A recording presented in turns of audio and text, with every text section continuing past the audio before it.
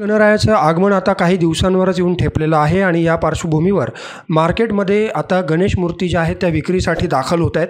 खरं म्हणजे आपण जर बघितलं तर गणेश मूर्ती खरेदी करत असताना आपण गणेशाची रूपं बघतो, गणपतीची मूर्ती किती आकर्षक आहे असं बघतो. परंतु आता आपण ज्या ठिकाणी आहोत, आपण आता आहोत गणपतीवाले मोरे यांच्या स्टुडिओमध्ये. त्यांना नाशिकमध्ये गणपतीवाले मोरे म्हणून ओळखलं जातं आणि आपण मोरे यांच्या स्टुडिओमध्ये आता आपण आहोत. यांचं वैशिष्ट्य जर आपण बघितलं तर त्यांना गणेश मूर्तीचा आय स्पेशलिस्ट असं म्हटलं जातं. नेमकं गणेश मूर्तीचा आय स्पेशलिस्ट हे का बरं म्हटलं जातं याविषयी आपल्यासोबत चर्चा करण्यासाठी आहेत मूर्तिकार मयूर मोरे. आपण मयूर यांच्याशी चर्चा करू. मयूरजी, स्वागत आहे माय महानगरमध्ये. गेल्या अनेक वर्ष तुम्ही मूर्ती घडवतायत, गणेश मूर्ती असतील, विविध देवतांच्या मूर्ती आपण घडवतायत. तर स्पेशली मूर्ती, कोणतीही मूर्ती असो, त्याचे डोळे हे आखीव रेखीव करण्याकडे कल असतो आणि तुमचं वैशिष्ट्य जर पाहिलं तर तुम्हाला फक्त डोळे साकारण्यासाठीच बोलवलं जातं आणि तुमच्या गणेश मूर्ती जर आम्ही बघितल्या तर डोळ्यांमधला एक वेगळा भाव आपल्याला दिसतो. तर नेमकं काय सांगाल गणेश मूर्तींच्या डोळ्यांच्या संदर्भामध्ये आपण ज्या साकारलेल्या आहेत? आपल्या सगळ्यांचे पहिल्यांदा खरंच मनापासून आभार. गणपती ही अशी देवता आहे की तिला 64 कलांचं अधिपती म्हटलं जातं. त्यातल्या त्यात ज्या कला आहेत, ज्या 64 कला आपण म्हणतो, तर ह्या कला त्या मूर्तीतूनही दिसल्या पाहिजे. म्हणजे त्यातले भाव तेवढे निष्पन्न झाले पाहिजे. एका मूर्तिकाराचं, एका शिल्पकाराचं हेच सर्वात मोठं कसब असतं का ज्या देवतेची मूर्ती आहे किंवा जो विषय घेऊन आपण शिल्प साकारतोय, मूर्ती साकारतोय, तर ती त्या विषयाला, त्या देवतेला तो न्याय मिळाला पाहिजे मूर्तीतून. गणपती बाप्पा हे आमचं पिढीजात आम्ही घडवतो आहोत. आमच्याकडून बाप्पा घडवून घेतो स्वतःला. गेले 100 वर्षाची आमची परंपरा. 1929 पासून आमच्या आजोबा पंजोबांपासून आम्ही काम करतोय. डोळ्याचा जेव्हा तुम्ही विषय घेतला आता, तर डोळ्याचं म्हणणं आमचं खरंच असं असतं का व्यक्तीच्या मनाचा ठावा डोळ्यातून घेतला जातो. तोच मुद्दा इथेही लागू होतो. तुमची मूर्ती किती सुंदर आहे, तुम्ही पहिलं पॅरामीटर त्याचं आहे डोळे. तर ते डोळे दिसताना ते खरंच सूत्रबद्ध आहेत का, सिमेट्री आहे का त्याच्यामध्ये, ते वर खाली नाहीत ना, समान आहेत का, बरं ते सजीव वाटतात का. तर इथून ती सुरुवात आहे यामध्ये. आमचा प्रयत्न एवढाच असतो. आम्ही काही खूप वेगळं काम करतो किंवा असं मी म्हणणार नाही. मात्र आमच्या आजोबांकडून, आमच्या वडिलांकडून आम्हाला जी शिकवण मिळाली की बाप्पा जिवंत कसा दिसला पाहिजे, जिवंत कसा करावा, तर ती कला आमच्यात, आमच्या आजोबांपासून, वडिलांपासून उपजत आहे आमच्यामध्ये. आमच्या डोळ्यांचं जर तुम्ही वैशिष्ट्य बघितलं ना, तर डोळे बाप्पाचे खूप साधे आहेत. त्यात असे खूप काही निळे वगैरे असे रंग नाही आहेत. मानवी डोळे जे आहेत, म्हणजे मानवाला मानवी आकार आवडतात. मानवी आकाराशी तो एक नातं बांधू शकतो. तुम्ही कोणत्याही प्राण्याला जर बघितलं तर तो प्राणी 4 पायावर चालतो, माणूस 2 पायावर चालतो. ज्या वेळेला तुमची त्या प्राण्याबद्दलची धारणा बदलते तेव्हा त्या प्रतिमेला खंड पडतो. म्हणजे माणूस ज्या वेळेला जंगलात 4 पायावर खाली वागतो त्यावेळेला प्राणीसुद्धा घाबरतात, कारण की त्याला माणूस उभा बघायची सवय. थोड्याफार फरकाने माणसासाठी पण हाच मुद्दा लागू होतो का मूर्तीमध्ये बघताना ते जिवंत आहेत का, ते माणसासारखे आहेत का डोळे.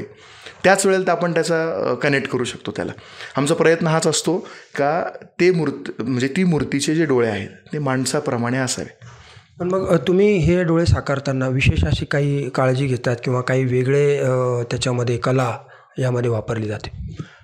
मुळात मूर्तिकारच आम्ही असल्यामुळे डोळे जे तयार होणं किंवा डोळ्याचे जे रंगकाम केलं जातं, डोळे उघडले जातात, त्याची सुरुवातच मूर्ती बनवण्यापासून होते. मुळात ती बनवतानाच मूर्ती, तो डोळा जर व्यवस्थित आकारात असेल तर त्याचा जो एंड रिझल्ट आहे, म्हणजे मूर्ती तयार झाल्यानंतर जे डोळ्याचं काम आहे, तर ते त्याच पद्धतीने सुबक होतं.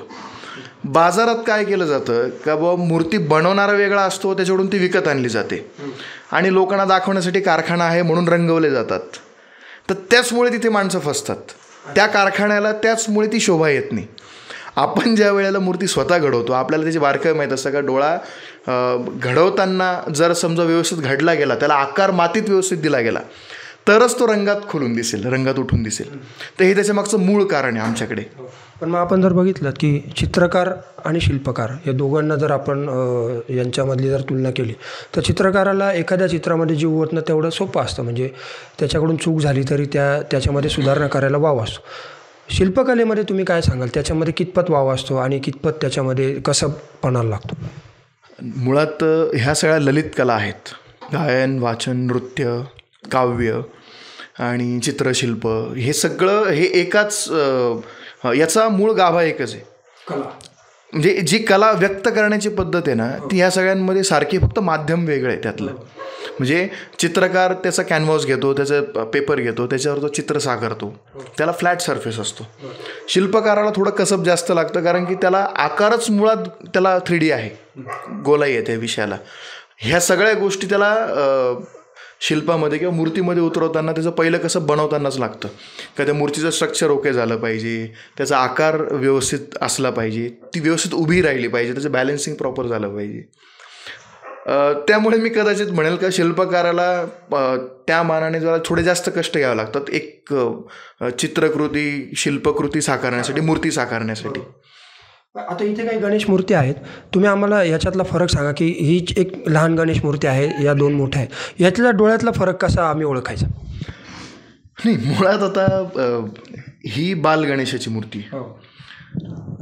बाल गणेश मुळात त्याच्या नावातच लहानपण आहे, बालक आहे, लहानपण आहे मुळात. ते लहानपण डोळ्यात दिसतं का? ती क्युरिओसिटी, ती उत्सुकता दिसते का? नवीन गोष्टी बघण्याची, ऐकण्याची, काही विचार करत असताना माणसाच्या बुबुळांची हालचाल कशी होते, हा इतका विचार करून आम्ही ही मूर्ती, बालकासारख्याच आपल्याला तो भाव दिसतो. अर्थातच तुम्हाला जे त्यात म्हणायचं आहे, चित्रकला, शिल्पकला ही मुळात कलाकाराने अनुभव घेतलेलाच असतो त्या विषयाचा. रसिकाने ती मूर्ती समजून घेण्याची किंवा त्याचा कलेचा आस्वाद रसिकाने घ्यायचा असतो. त्या मूर्तीची बांधणी ज्या पद्धतीने झाली तशीच त्याची डोळ्यांची जी रचना आहे त्याच्यामध्ये भाव देखील तसे प्रकट झाले पाहिजे. बरोबर, अगदी बरोबर. काय ज्या वेळेला आपण एखादी, म्हणजे मला जर माझी कला तोंडाने सांगावी लागली तर मग ती कला काहीच उपयोगाची नाही आहे असं मला वाटतं. असं माझं स्पष्ट मत आहे. ज्या वेळेला कला रसिक जेव्हा समोर असतात ना, तर रसिकाला काहीही न सांगता ही कला त्यांनी रसग्रहण केलं पाहिजे, त्याचं आस्वाद घेतला पाहिजे. तर मी कलाकार म्हणून एक जागी योग्य आहे असं मला वाटतं. माझी कला करूनही जर मला भलं मोठं बाजूला लिहून ठेवावं लागतं असं, का हे लहान बाळ आहे म्हणून, तर मग ती कला काय कामाची? म्हणजे त्याच्यातून भाव प्रकट होणं देखील एक महत्त्व आहे. दुसरा एक विषय होता की यंदाच्या वर्षी तुम्ही परदेशामध्ये मोठ्या प्रमाणावर गणेश मूर्ती आपल्या इथून पाठवल्यात, तर कोणत्या कोणत्या देशांमध्ये ह्या गणेश मूर्ती पाठवल्यात, काय वैशिष्ट्य त्याचं सांगता येईल, आणि कोणत्या प्रकारच्या गणेश मूर्तींना मागणी यावेळेस जास्त प्रमाणामध्ये होती? मुळात गणपती बाप्पाचे आम्ही मनपूर्वक आभार मानतो त्यासाठी की बहुत ही सेवा आमच्याकडे आली गणेश मूर्ती साकारण्याची, आणि आज गणपती बाप्पाने जगभर नेऊन ठेवला आम्हाला त्या विषयात. यावेळेला आम्ही 18 देशांमध्ये मूर्ती आमच्या एक्सपोर्ट केलेल्या आहे. गेल्या 20 वर्षापासून आम्ही हे काम करतो आहे.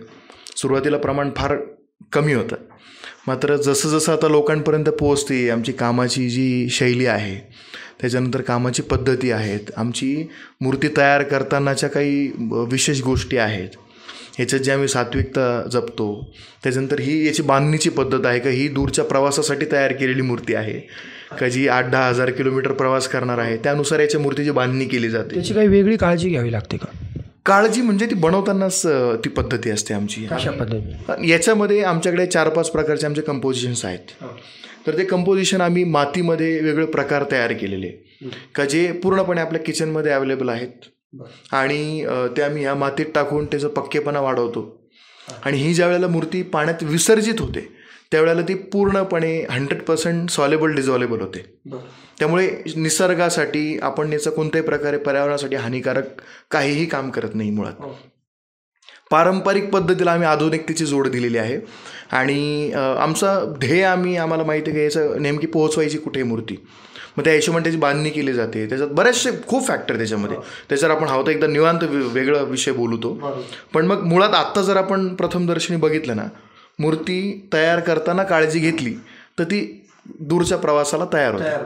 अच्छा, कोणत्या कोणत्या देशांमध्ये प्रामुख्याने नवीन काही देश आपल्या याच्यामध्ये ॲड झालेत की तिथे गणेश मूर्ती आपल्या गेले? आम्ही बऱ्याच देशांमध्ये बऱ्याच वर्षापासून पाठवतोच आहे बाप्पा. त्यामध्ये आम्ही UK मेजरली आमचं एक्सपोर्ट होतं. युरोपचे बरेच देश आहेत त्यामध्ये. यावेळी पोलंड त्यात एक ॲड झालं. साऊथ आफ्रिकेमधलं टांझानिया ॲड झालं. नायजेरिया देश यावेळेपासून नवीन सुरू झाला. आणि दिवसेंदिवस ही मागणी जशी जशी लोकांपर्यंत पोहोचतो आहे हा विषय, तर अर्थातच आम्हाला मागणी प्रचंड आहे. म्हणजे आज आता गणपती बाप्पाला जे काही एकदम तोंडावर गणेशोत्सव आला आहे तरीही अजून मागणी थांबलेली नाही या विषयाची. पण याच्यामध्ये एक प्रश्न आहे की टेरिफ वाढ जी झालेली आहे UK आपण पाठवल्या, तर या टेरिफ वाढीमुळे म्हणजे अमेरिकेसारख्या देशाने जी काही भारतावर निर्बंध लादले, टेरिफ वाढ केली, याचा काही परिणाम तुम्हाला या गणेश मूर्ती एक्सपोर्ट करताना जाणवला का? तो परिणाम आता जो शेवट जे आहे ना त्यासाठी हा जाणवला. मात्र आपले बाप्पा त्याच्या आधी टेरिफ वाढीच्या आधीच पोहोचलेले आहेत तिकडे तसे. त्यामुळे संकट टळलेले हो, ट्रम्पचे आभार. पुढच्या, कारण की आता जशा परराष्ट्र धोरण जसं बदलतं आहे त्या विषयामध्ये, तर आपण याच्यावर कोणतं भाष्य करणं माझा तो मुद्दा येत नाही. मात्र काहीतरी याच्यातनं सोल्युशन चांगलं निघेल. निश्चितपणे हे होते मयूर मोरे, ज्यांनी सांगितलं की गणेश मूर्ती साकारण्याचा हा व्यवसाय नव्हे तर ही सेवा म्हणून हे मोरे कुटुंब या व्यवसायामध्ये गेल्या 1929 पासून यांची पिढी जी आहे ती या गणेश मूर्ती साकारण्याच्या कामामध्ये कार्यरत आहे. आणि गणेश मूर्ती खरेदी करत असताना त्याचे डोळ्यातले भाव हे प्रकट झाले पाहिजे आणि त्याच सात्विक पद्धतीची ही गणेश मूर्ती असली पाहिजे. त्यामुळे आता गणेश मूर्ती खरेदी करताना देखील गणेश भक्तांनी देखील ही काळजी घ्यावी, हाच फक्त या मागचा आमचा माय महानगरचा प्रयत्न होता. तर निश्चितपणे आपण देखील गणेश मूर्ती खरेदी करताना या गोष्टी आपण निश्चितच बघाल अशी अपेक्षा करूया. आणि आपल्या सर्वांना गणेश उत्सवाच्या शुभेच्छा. स्वप्नील येवलेसह मनीष कटारिया, माय महानगर, नाशिक.